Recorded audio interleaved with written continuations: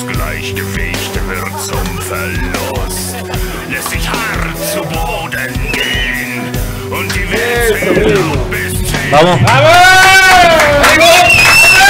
¡Sí, vamos! ¡Vamos con Jesús, vamos! Bueno, Perdón, pedimos. no sé. Es confesional. Estamos en el programa Perón y Metal, el segundo intento, ¿no? ¿Qué programa es este? ¿El sexto?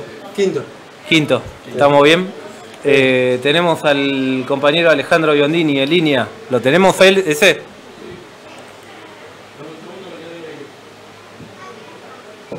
¿Lo vamos a escuchar todo o lo tengo que escuchar yo solo por los auriculares? Compa, ¿querés cerrar? Perdón, ¿no? Sí, cerrado, perdón.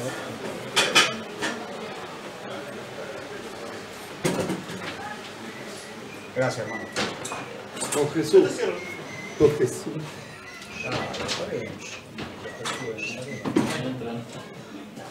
Gracias, compañero.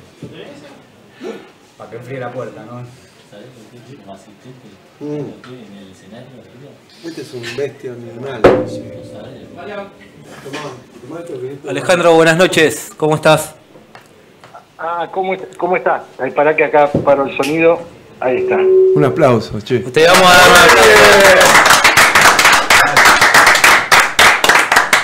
Gracias, Alejandro, por la paciencia. Primero... No hay problema. Vos imaginate que nosotros también somos gente de medios y sabemos que, viste, cuando ocurren las cosas, ocurren todas juntas. Así que no te preocupes, que a nosotros nos han pasado muchas cosas parecidas. No, es que el viernes pasado vino Charlie Terraza en un esfuerzo de producción, le pusieron un holograma de un enano y a mí no me pudieron sacar una llamada por Zoom. ¿Viste cómo es esto? Yo creo que son liberales que se infiltran. Puede ser, pero con el Estoy recibimiento... congelado ese, ¿eh? No, Pero Estás congelado. Ale, te decía, pero con el recibimiento ahí de Rammstein que me hicieron, me parece perfecto. es que, ¿sabés que yo estaba pensando hoy y decía Perón y Metal? Y tenemos a Alejandro Biondini. Te voy a ser sincero, estoy un poco nervioso. Soy años 90, 95, 99. Leer lo que escribías y de golpe verte en la tele haciendo exposiciones que uno seguía constantemente, y hoy te estoy entrevistando, es como, viste, es un pico un poco máximo en carrera, ¿no? La verdad es que te quiero agradecer y queríamos empezar a hablar en esto de que es el Frente Patriota Federal, que tuvimos la visita de César. Estuvimos viendo las propuestas una por una y están con la ardua tarea de limpiar lo que es la casta macrista dentro de la provincia de Buenos Aires, de la capital federal, ¿no? Sí, así es. Bueno, en primer lugar te agradezco un poco el concepto, el mensaje. Hay cosas que se podían publicar en el 90 que... Vos sabés que las leyes se han vuelto muy restrictivas y si yo hablara exactamente como en la época del 90, calculo que en este momento tendría un patrullero en la puerta, digamos. Así que, como decía el general, que fue el que en realidad el primero que usó el concepto de león, ¿no? Que este cachivache lo imitó, a esta altura ya somos todos leones herbívoros, digamos, ¿no? Pero siempre con la misma mística y el mismo espíritu. Vos sabés que me está haciendo eco, el eco no se podrá sacar, ¿no? ¿Tenemos algo prendido? ¿O No. ¿Haciendo ruido? Nada. Ah, bueno. Bueno, no, está bien. No hay problema. Mirá, nosotros como movimiento, hoy el partido es el emergente de un movimiento de muchos años de lucha.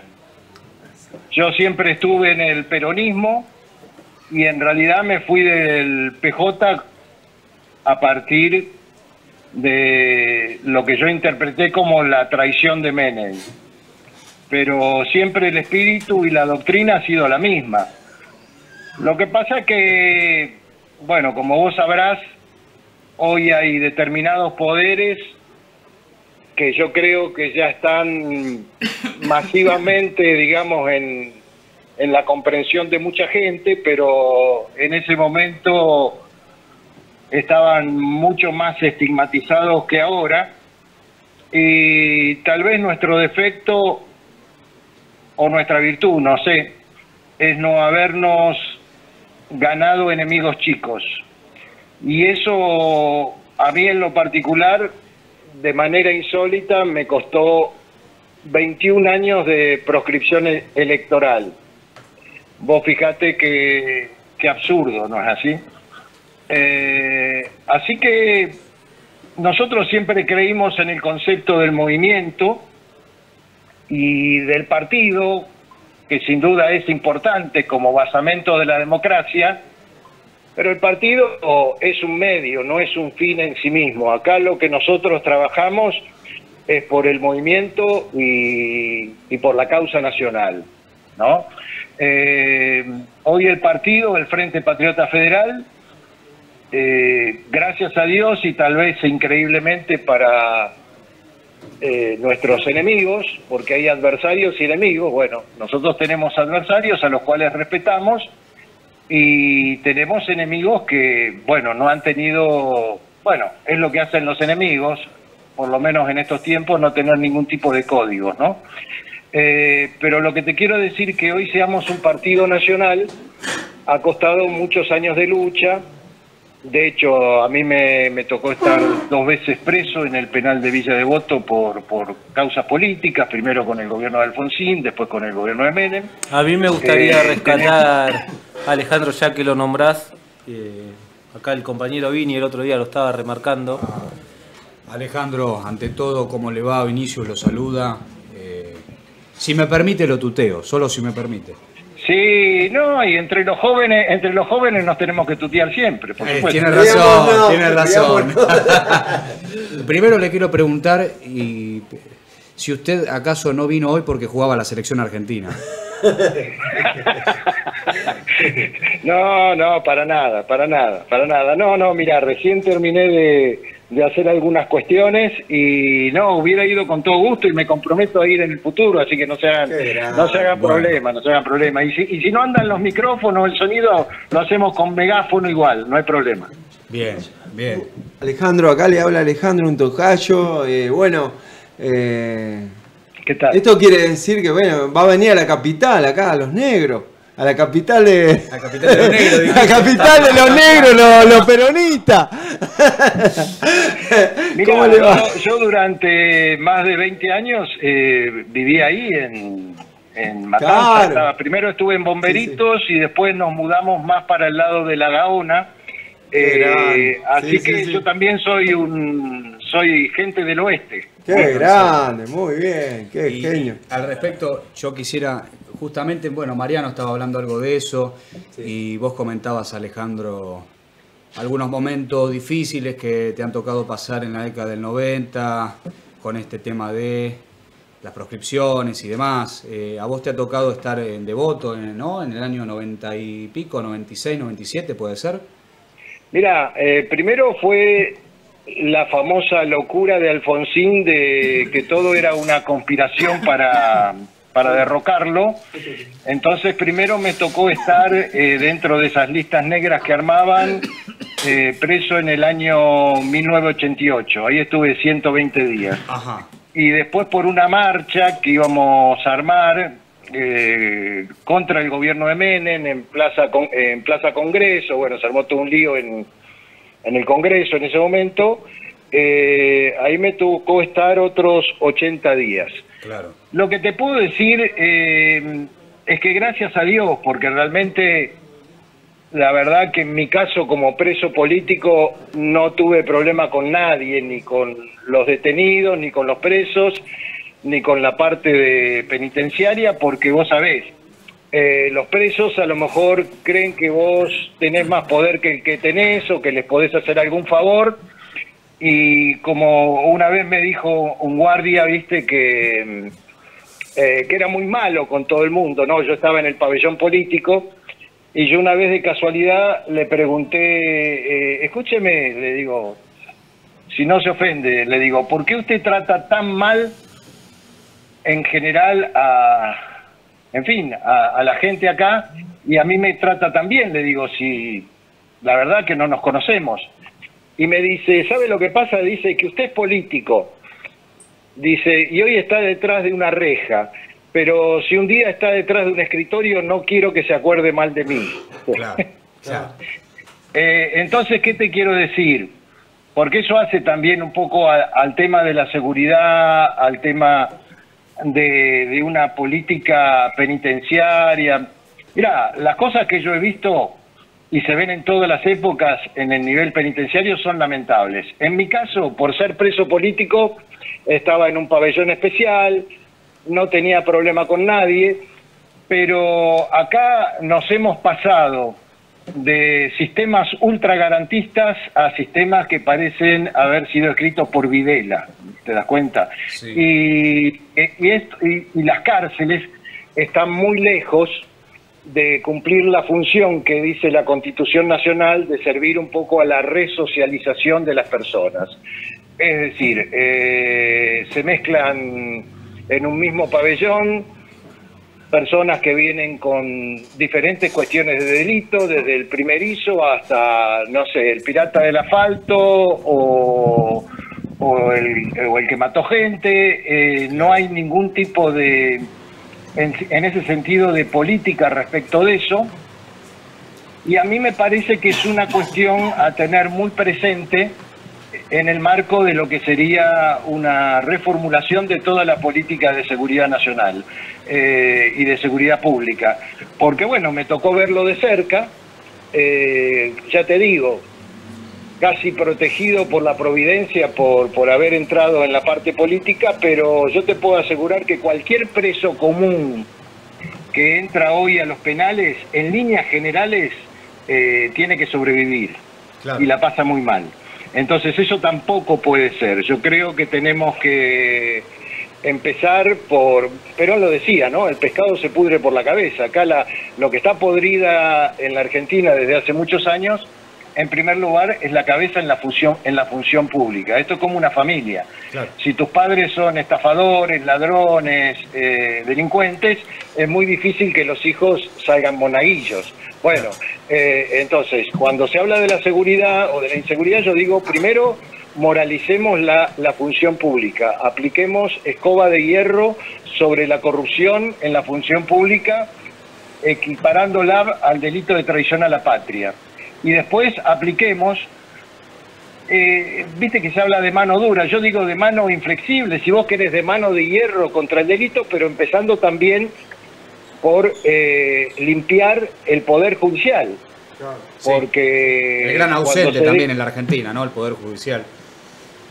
Y sí, porque cuando se dice, mirá, los presos entran por una puerta y salen por otra, hay un juez o un fiscal que toma la decisión, ¿no es así?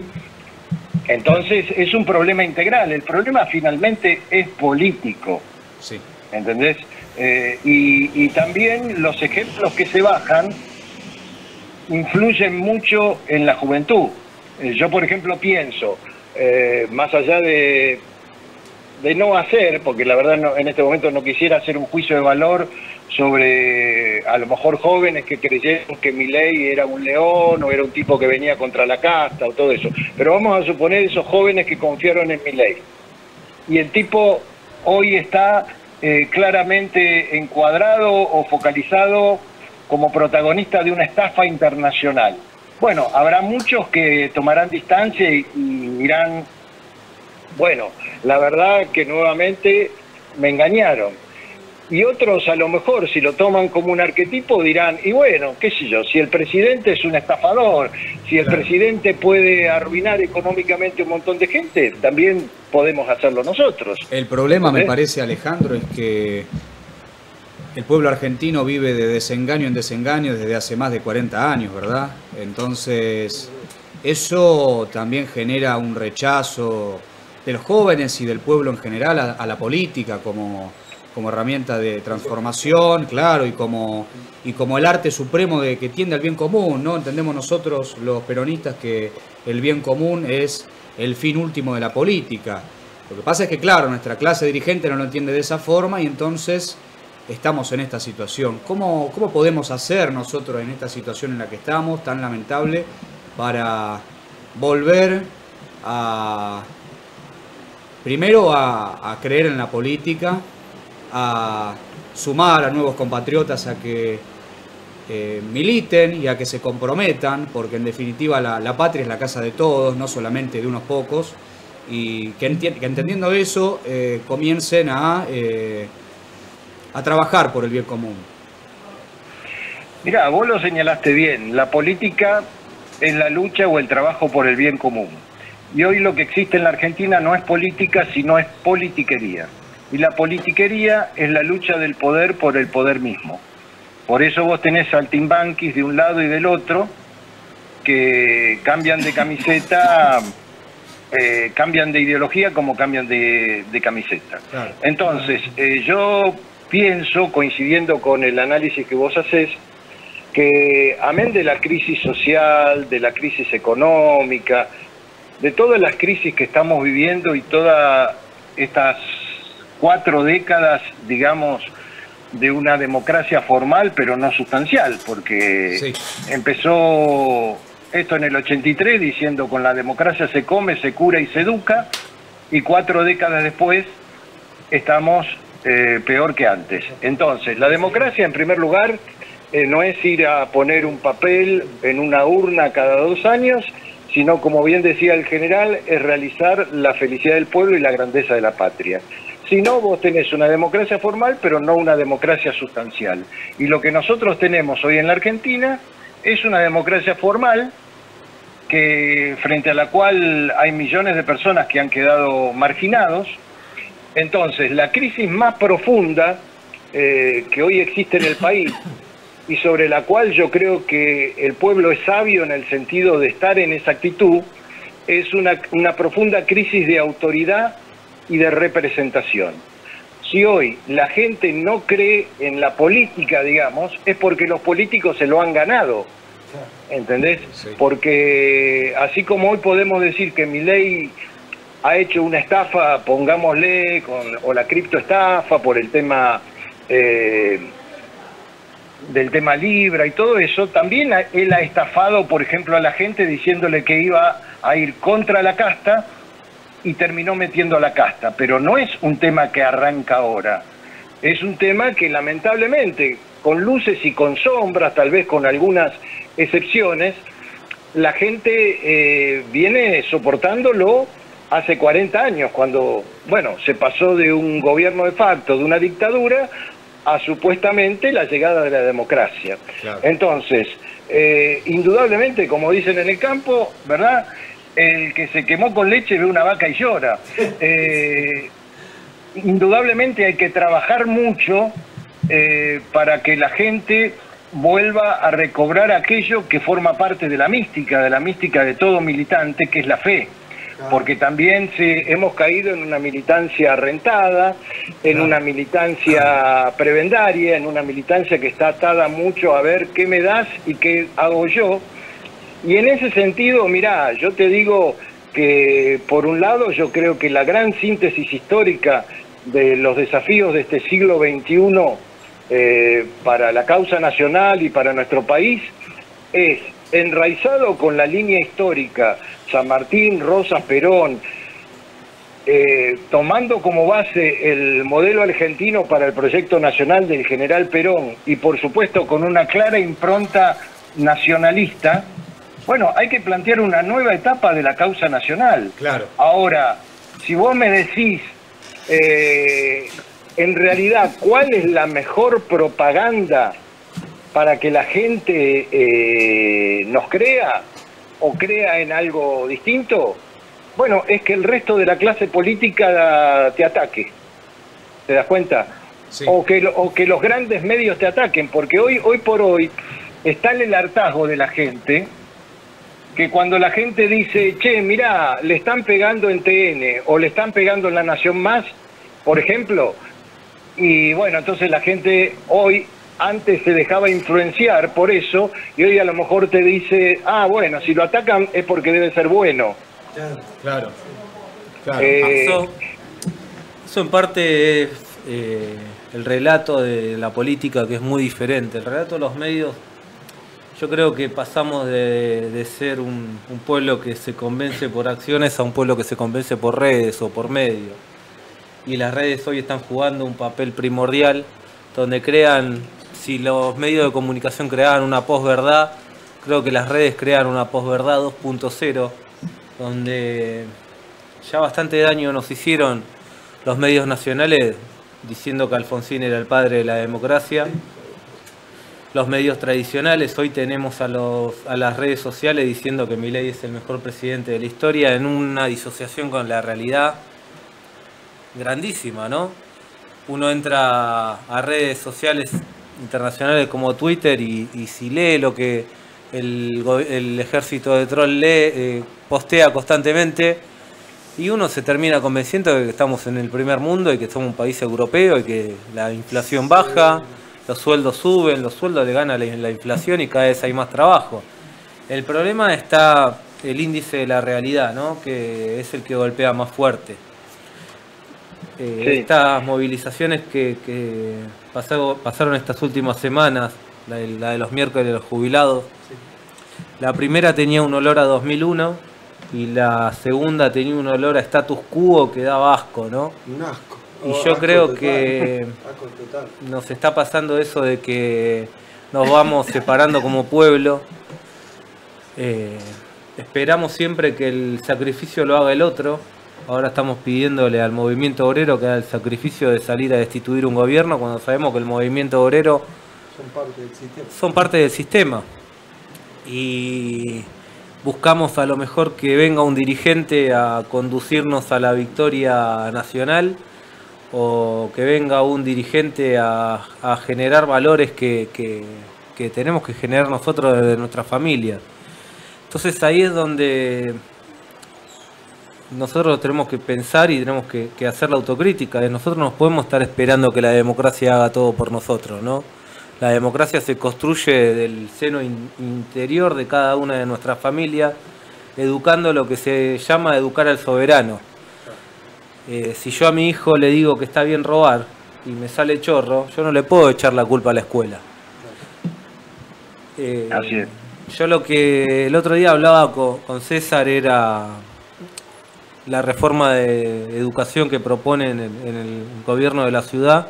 Es una reforma que tiene que ser llevada a cabo también a nivel nacional. Y cuando hablamos de ideas no hablamos de partidos políticos o de dirigentes, hablamos de propuestas que tienen que llevarse a cabo, sea quien sea que las lleve adelante, porque son propuestas que no pueden ser denegadas solamente porque no nos gusta el color de remera que tiene el candidato que las está exponiendo. Hablábamos de industrialización, hablábamos de una reforma en la fuerza de seguridad, una reforma judicial. Hablamos de todo lo que nadie propone. ¿Por qué? Porque todos los políticos de la casta política que sabemos que existen, y no es la que hablaba Milei, que hoy tiene todo empleo, lo que anhelan es tomar la manija, no cambiar el juego, ¿sí? Ahí me excedí un poco en la pregunta, Alejandro. La pregunta que te hago es la siguiente y espero que no, mi intención no es comprometerte, pero la pregunta que te hago es ¿cómo nos ves a nivel nacional? Eso se lo pregunto siempre a quienes tenemos enfrente, y creo que sos una voz de más autorizada para hablar de lo que es el movimiento nacional y el ser nacional. ¿Hacia dónde crees que estamos caminando y cuál debería ser, a tu entender, la orientación que debemos tener? Mirá, en primer lugar, yo creo que hay que estar presente desde luego, empezando por el frente territorial, porque la única verdad es la realidad, cosa que a veces se ha perdido bastante, pero también hay que estar en todos los frentes donde esté el enemigo, ¿no es así? Vos fijate que cuando, en el caso de César, él terminó de participar en la elección del año 2023. Él tenía, por ejemplo, en Twitter 500 seguidores, ¿no? Hoy tiene más de 50.000. Y son seguidores reales, seguidores que interactúan con otros. Entonces, así como evidentemente, lógicamente, si tuviéramos acceso a los canales masivos, las voces nacionales influirían sobre muchas personas, yo creo que más allá de, evidentemente, la existencia de los troll centers, más allá de la existencia de la mentira que hay, bueno, si ahí también está la mentira, hay que combatir la mentira ahí. Incluso yo te podría decir que así como vos en la calle entregás un volante, o haces una pintada, o ponés una mesa, o difundís, no sé, un video o un audio, en las viejas épocas donde recibíamos los audios del general. A ver, todo medio donde pueda hacerse escuchar la voz nacional, hay que estar. Es decir, hay medios que sin duda son más importantes que otros, pero en este momento, por ejemplo, yo, y voy a seguir con el resto de lo que vos me planteás, en este momento yo creo que incluso, yo te diría que los libertarios se están sintiendo cada vez más incómodos en X y en Twitter, porque precisamente esos medios y esa comunicación masiva es como que se les ha dado vuelta la taba, ¿no? Ha sido como un boomerang, y al contrario, ellos están muchísimo más expuestos, porque por ejemplo la criptoestafa, si no hubiera existido la posibilidad de una acción masiva desde X, desde Twitter, para identificarlo, los canales tradicionales de televisión fueron los últimos que se dieron por enterados, ¿no? Pero evidentemente hay gente que, bueno, que a lo mejor vive, como te podría decir, dentro de un frasco de mayonesa y solamente cree que lo que existe es la vida digital. No, hay que estar en la calle, hay que estar en las redes, hay que estar en todos los escenarios. Ahora bien, si vos me preguntás a mí, yo creo en el movimiento nacional, pero también en un determinado momento nos dimos claramente cuenta de que no podíamos estar mirando las elecciones por la televisión, y sabíamos que lo que menos quería el sistema es que nosotros lográramos tener una personería o distrital o nacional. Entonces fuimos por eso, sabiendo con todos los condicionamientos y todas las limitaciones que eventualmente te puede dar un partido político. Entonces, yo lo que creo es que hay que, en primer lugar, partir del concepto fundamental. Nosotros tenemos una democracia delegada, es decir, los dueños de la democracia o el sustento de la democracia no está ni en el presidente, ni en los gobernadores, ni en los legisladores, ni en todo lo que sería la escala, digamos, de las responsabilidades en la función pública. Esas son funciones delegadas por el verdadero soberano, que es el pueblo. Entonces yo creo que, yo lamentablemente veo que más tarde o más temprano vamos a asistir a una especie de reseteo de la situación política en la Argentina, y el soberano, que es el pueblo, esperemos que sea, no estoy muy seguro de eso, lo más pacíficamente posible, va a retomar el mando de su propia historia. Es decir, así como existió un 17 de octubre, que fue una gran asamblea popular que quebró el intento del sistema de que todo se siguiera manejando por los viejos partidos y por la vieja oligarquía y por los viejos poderes, yo creo que ahora, aunque podríamos decir que no exista un liderazgo definido, yo creo que viene la hora del ciudadano común. En un determinado momento el ciudadano común, tal vez hecho de entrada sea un poquito caótico, va a sacar el bastón de mariscal de la mochila y va a obligar a los cambios políticos.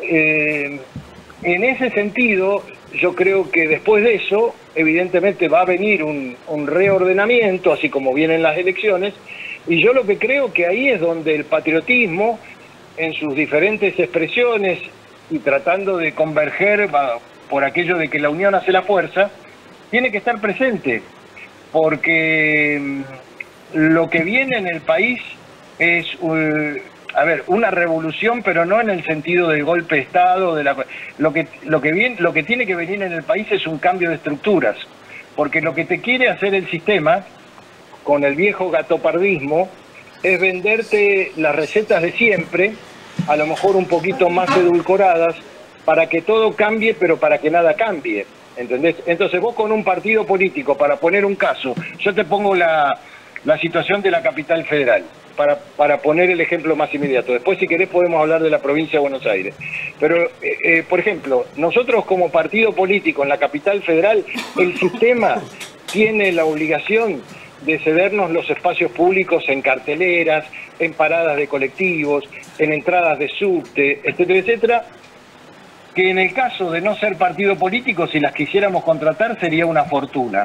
Bueno, evidentemente, nosotros siendo, en términos, si vos querés, casi filosóficos, un partido antisistema de corrupción, antisistema de dependencia, bueno, tenemos que saber utilizar sabiamente esas herramientas y esa entidad que te da frente al poder un partido político, hasta que, bueno, la gente definitivamente empiece a separar el trigo de la cizaña y pases de elecciones que son, ¿cómo te podría decir?, a lo mejor de muy bajo caudal electoral, a que empiecen, entre comillas, las sorpresas electorales.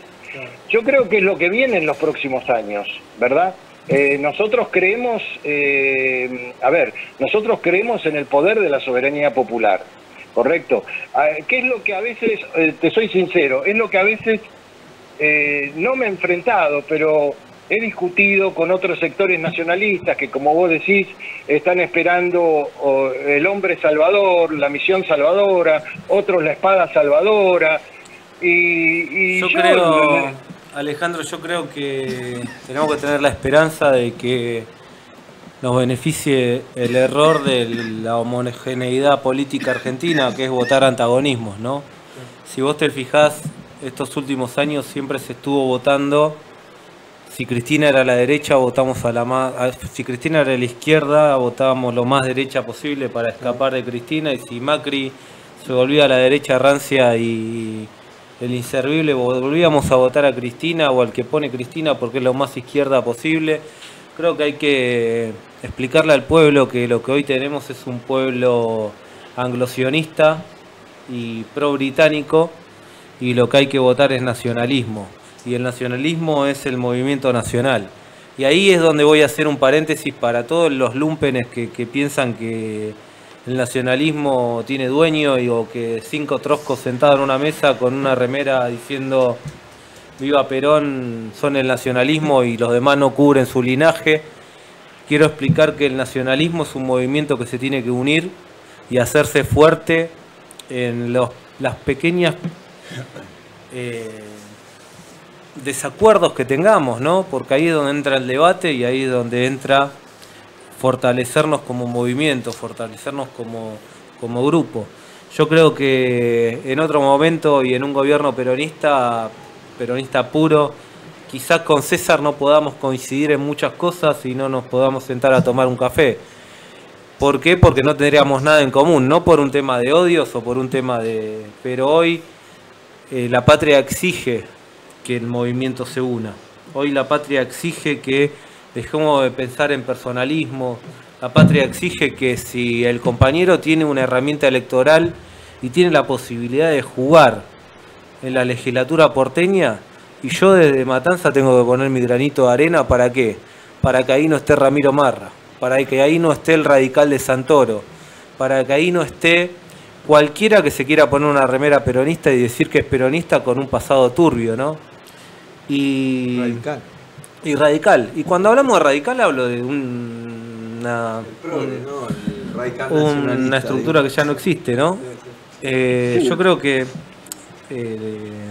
la idea de Perón y Metal es hablar del ser nacional y escuchar a todos para crear una unidad de concepción.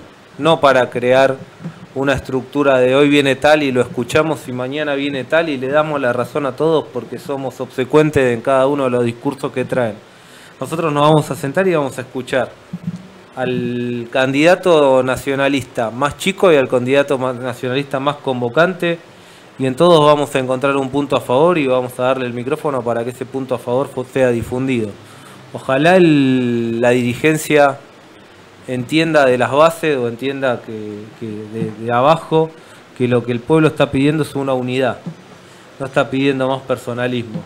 Aplaudo la candidatura de César y apoyo la candidatura de César porque me parece que es importantísimo que dentro de estas elecciones, de esta democracia liberal y esta partidocracia que nos hace votar al que tiene más plata o al que tiene más difusión, tenemos que apoyar al candidato nacionalista que se presente.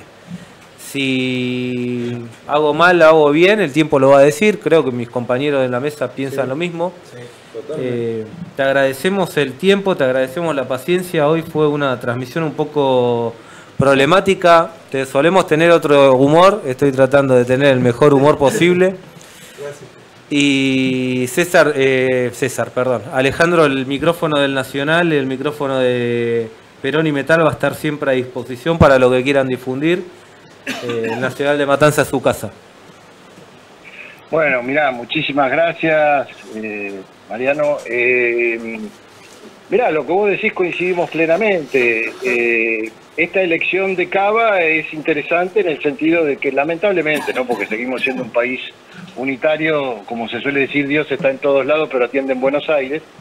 Pero es una elección que va a tener repercusión nacional. Pero ahora, por ejemplo, no sé si cambiarán las fechas, tenemos las elecciones del 13 de julio, seguramente las locales o tal vez se vayan a septiembre, y ahí, por ejemplo, los protagonistas van a ser los compañeros diputados o diputadas por sección, los concejales, y recién después en octubre vamos a tener la parte federal.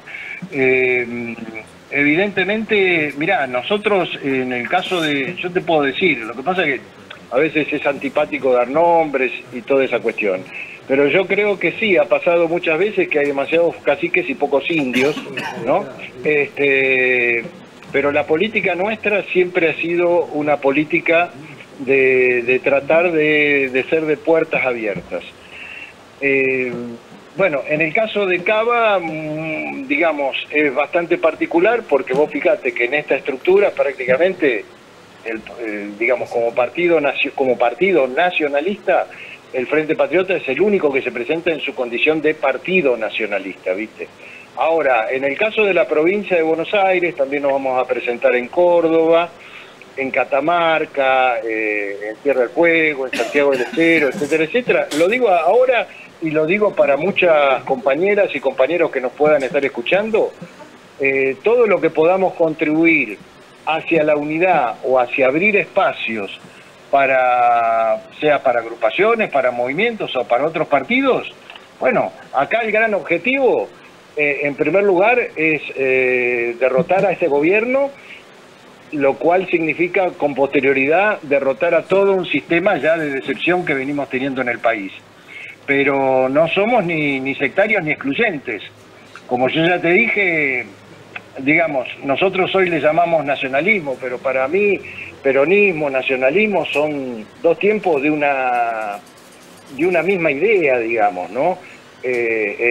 Aparte tampoco, a lo mejor hay gente que tiene una idea bastante equivocada de lo que ha sido mi trayectoria, porque yo sinceramente empecé siendo muy joven en la reorganización de la UES, después estuve con el padre Mujica y hasta los hechos de Seiza, donde yo, bueno, evidentemente si se lo tocaba a Perón para mí era el límite.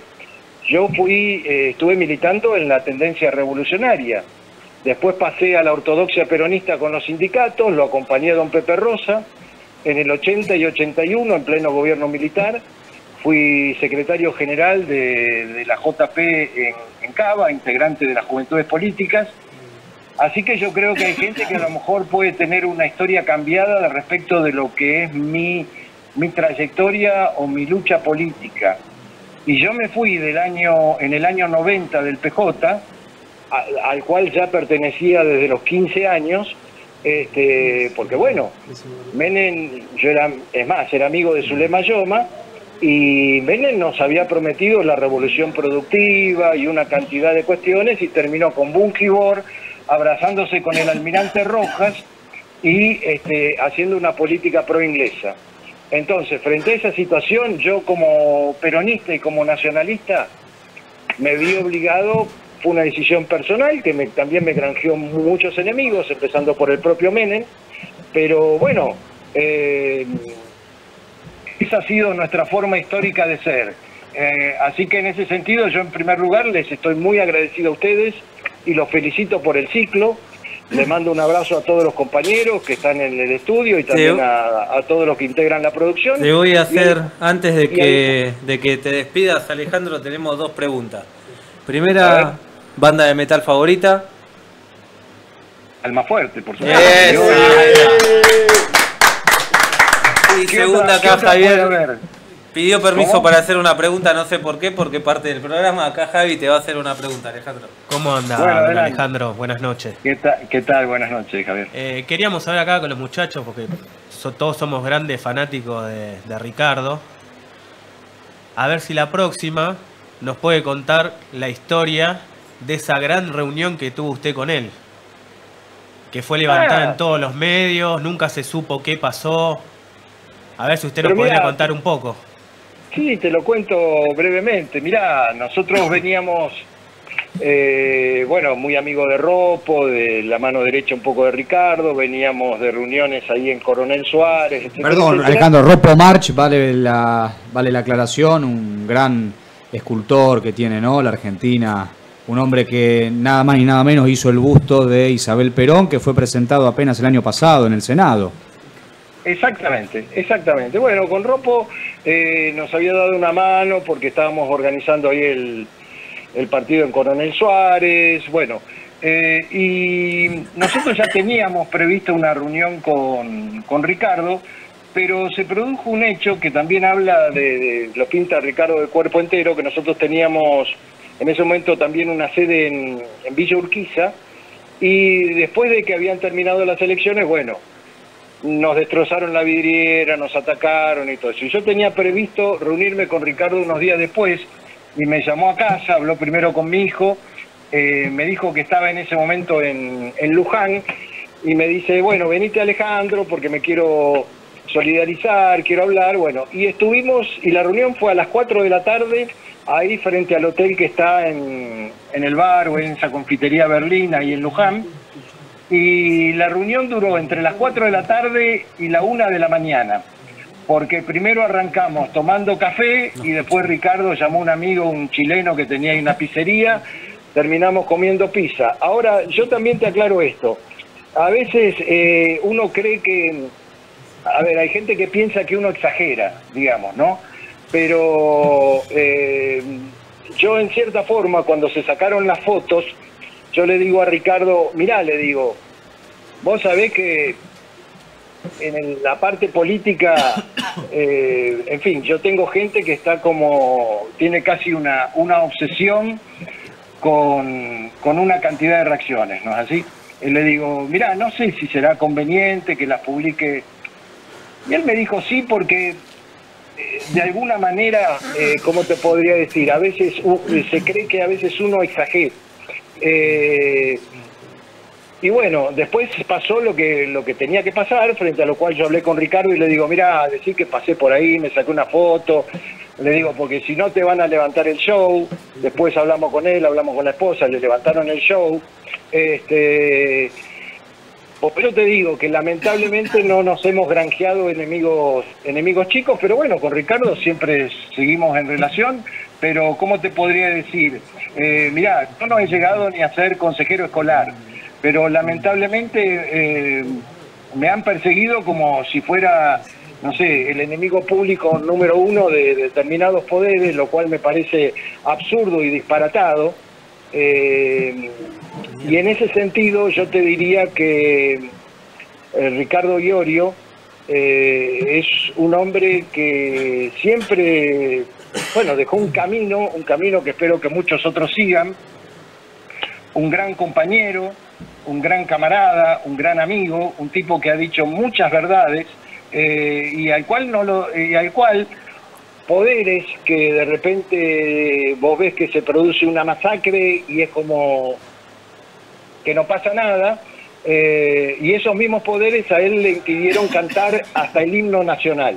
Entonces yo creo que los patriotas, los argentinos, más allá del encuadramiento político que tengamos, tenemos justamente para lo que estamos hablando, para el resurgir nacional, tenemos que tomar como arquetipos a patriotas como Ricardo Iorio, ¿no? Así que han sufrido en carne propia, ¿verdad?, las persecuciones, las discriminaciones y los atropellos de aquellos que creen que son los comisarios políticos de la democracia.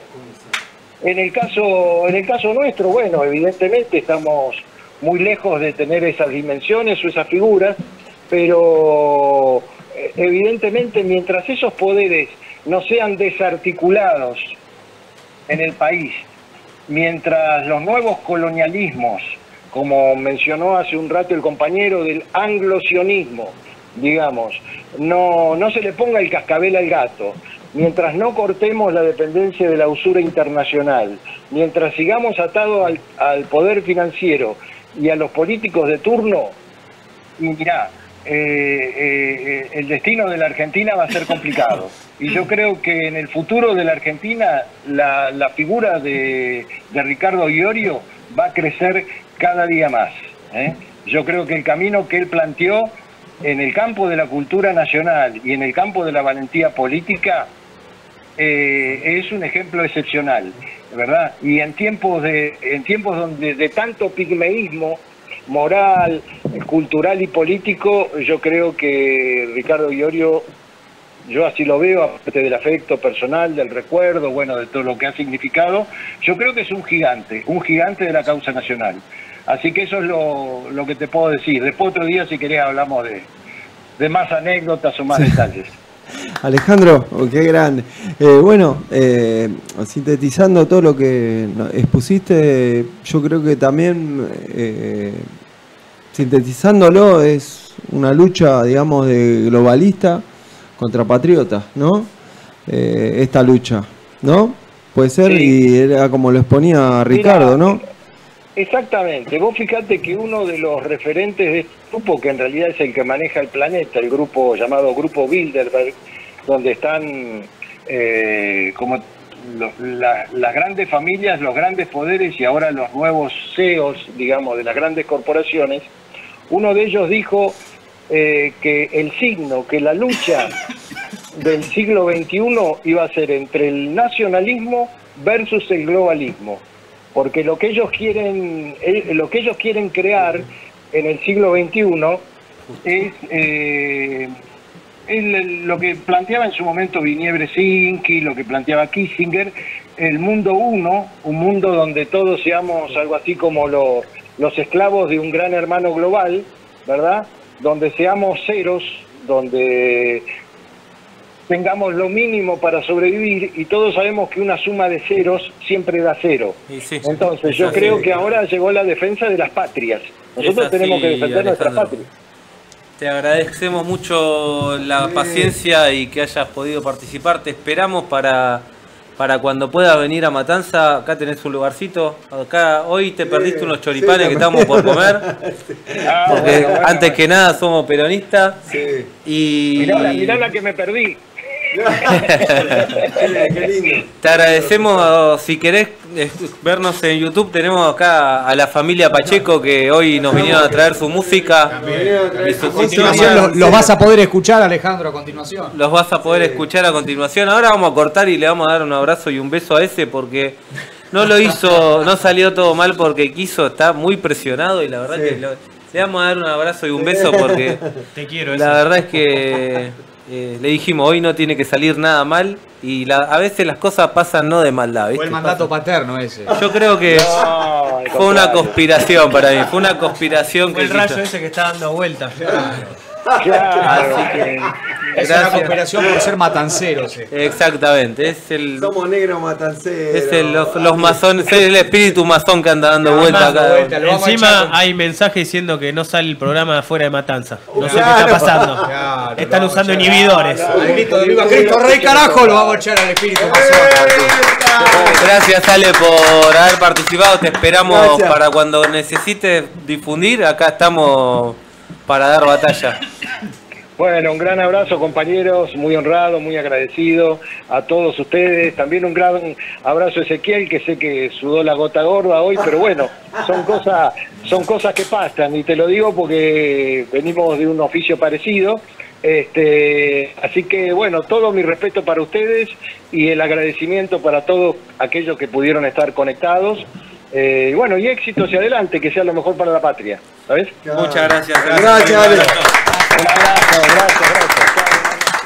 Tuvimos al gran dirigente Alejandro Biondini, tenemos presente a